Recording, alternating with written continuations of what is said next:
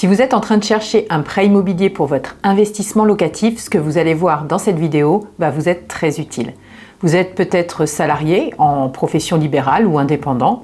Vous avez choisi de vous lancer dans l'investissement immobilier locatif pour générer des revenus complémentaires, diversifier vos revenus, vos sources de revenus ou vous constituer un patrimoine. Vous avez trouvé votre bien rentable, votre bonne affaire et vous êtes maintenant dans la phase de recherche de votre financement. Vous avez déjà eu rendez-vous avec votre banque ou vous êtes ressorti avec un plan de financement, mais vous n'avez pas forcément compris tous les termes de votre simulation de prêt et vous n'avez pas osé poser la question à votre conseiller. Ou alors, vous butez et vous n'arrivez pas à passer les portes de la banque de peur de ne pas être à la hauteur. Je vous rassure, c'est tout à fait normal. Le monde de la banque est rempli de codes et de langages qui lui sont propres. Et si vous voulez en savoir plus, je vous mets un lien dans ma description pour vous inscrire à ma masterclass. Vous pouvez aussi en profiter pour vous abonner. Alors, pour vous aider à y voir plus clair, on va voir maintenant deux notions importantes quand vous demandez un financement. Ça concerne les types de garanties d'un prêt. Ici, on va donc voir ensemble ce qu'est l'hypothèque et le cautionnement, comment ça fonctionne, et surtout ce que vous devez savoir avant votre rendez-vous chez le banquier pour votre demande de prêt immobilier. Parce qu'aujourd'hui, les banques ne prêtent pas sans garantie, donc mieux vaut savoir quelles sont vos différentes options possibles avant de rencontrer la banque pour savoir comment réagir si on vous refuse votre dossier de prêt à cause de la garantie. Voyons d'abord, qu'est-ce que l'hypothèque ? L'hypothèque, c'est une garantie que vous donnez à votre prêteur lorsque vous empruntez de l'argent pour acheter un bien immobilier. En gros, vous mettez votre bien en gage, c'est-à-dire en tant que garantie de remboursement du prêt. Et si vous ne pouvez pas rembourser votre prêt, eh bien votre prêteur peut saisir votre bien et le faire vendre pour récupérer son argent. C'est pourquoi il est important de bien comprendre les termes de votre contrat de prêt avant de signer un tel engagement. Il faut le faire en toute connaissance de cause parce que c'est quand même pas neutre. Un autre type de garantie existe pour garantir un prêt immobilier, c'est le cautionnement. Le cautionnement, c'est aussi une garantie pour le prêteur, comme l'hypothèque, mais là, il ne concerne pas un bien. Au lieu de ça, c'est un organisme de caution. Dans le cadre d'un prêt immobilier, on peut citer par exemple l'organisme Crédit Logement, pour le plus connu. Donc c'est un organisme qui s'engage à rembourser votre prêt à la banque si vous ne pouvez pas le faire vous-même. C'est-à-dire lorsque vous avez cumulé plusieurs impayés.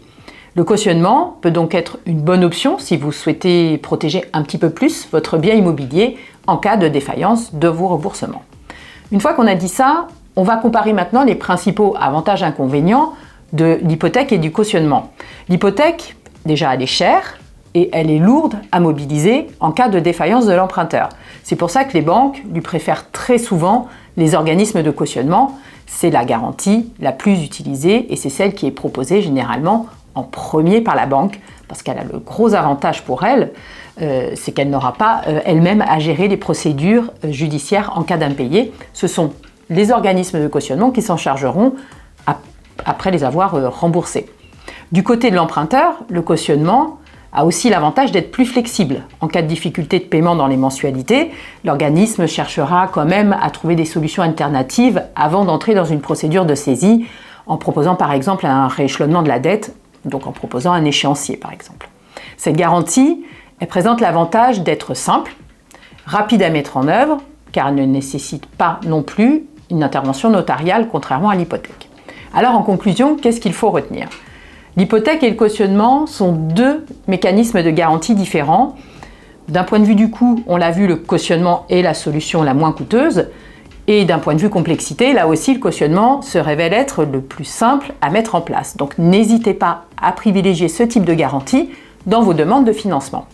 Sauf qu'une fois qu'on a dit ça, il y a quand même un mais. Et là, je voudrais vous partager l'histoire de Karine. Karine, elle est kiné à son compte et elle a de bons revenus. Elle est propriétaire de sa résidence principale, achetée grâce à un crédit immobilier. Elle a emprunté d'ailleurs auprès de sa banque historique, qui lui a accordé sans difficulté son premier prêt immobilier et lui a proposé comme garantie la caution de l'organisme Crédit Logement.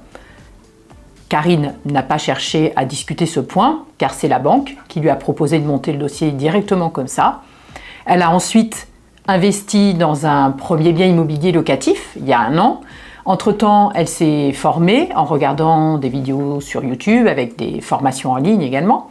Elle retourne donc voir sa banque, présenter son projet et la banque accepte de lui financer son bien immobilier locatif. Là encore, la banque monte le dossier à sa sauce et sollicite à nouveau l'organisme de caution Crédit Logement comme garantie. Karine est ravie parce que ça lui permet de générer ses premiers revenus complémentaires. L'objectif qu'elle s'est fixé d'être moins dépendante de son activité professionnelle, donc, prend forme. Et comme ça marche bien, elle a envie de renouveler avec une nouvelle opération immobilière locative. Donc elle cherche un nouveau bien, trouve une bonne affaire, bien placée, proche des transports. Elle arrive à bien le négocier, parce que depuis son premier achat, elle s'est aussi améliorée. Et elle retourne donc voir sa banque, assez confiante de la qualité de son nouveau projet. Son conseiller bancaire rentre les données de son projet dans son ordinateur, il commence à monter son dossier, et puis il la rappelle quelques jours plus tard pour lui annoncer « Désolé, votre dossier a été refusé par l'organisme de caution, ça ne passe pas. » Là, c'est la douche froide. Elle ne s'y attendait pas du tout et elle se dit qu'elle va devoir abandonner son projet avec beaucoup de regrets et d'amertume parce qu'elle y a passé du temps à le trouver et à négocier sa bonne affaire. Alors, analysons un petit peu qu'est-ce qui s'est passé. Il faut savoir qu'à un moment donné, quand vous aurez emprunté une fois, 2 fois, 3 fois, tout dépendra des montants que vous avez empruntés, et bien l'organisme de cautionnement, si c'est toujours le même qui est sollicité, va dire à la banque « Stop, on ne cautionne plus d'autres dossiers de prêt pour votre cliente, comme le cas de Karine, parce qu'on a trop d'encours de garantie pour ce même emprunteur. » Ça veut dire que l'organisme va considérer qu'il va rentrer en risque et parce qu'il y aura un montant trop important qui repose sur la tête d'un seul et même emprunteur. Mais si c'est le cas, si vous arrivez à ce point de rupture et que malheureusement votre dossier est refusé par les organismes de cautionnement, sachez que vous aurez quand même des alternatives. Notamment, vous avez le choix de vous tourner vers un autre type de garantie comme l'hypothèque, comme on a vu par exemple précédemment. Mais vous pouvez aussi aller chercher un autre établissement bancaire. Et là, je m'explique. Il faut savoir que les établissements bancaires travaillent chacun avec des organismes de cautionnement qui peuvent être différents d'une banque à une autre. Il existe plusieurs acteurs sur ce marché des garanties. Et d'ailleurs, vous pouvez télécharger dans la description la liste des établissements bancaires et leurs organismes de cautionnement partenaires.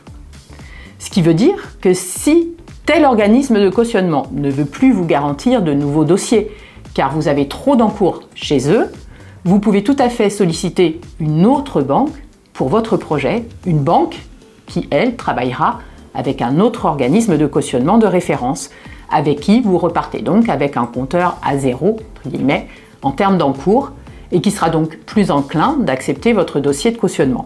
Ainsi, vous pouvez éviter encore une fois le montage du dossier de prêt en passant par la garantie hypothécaire. J'espère que cette vidéo vous aura plu. N'hésitez pas à nous l'indiquer en commentaire, à liker ou à partager cette vidéo si elle vous a été utile. Et pour plus d'infos, abonnez-vous.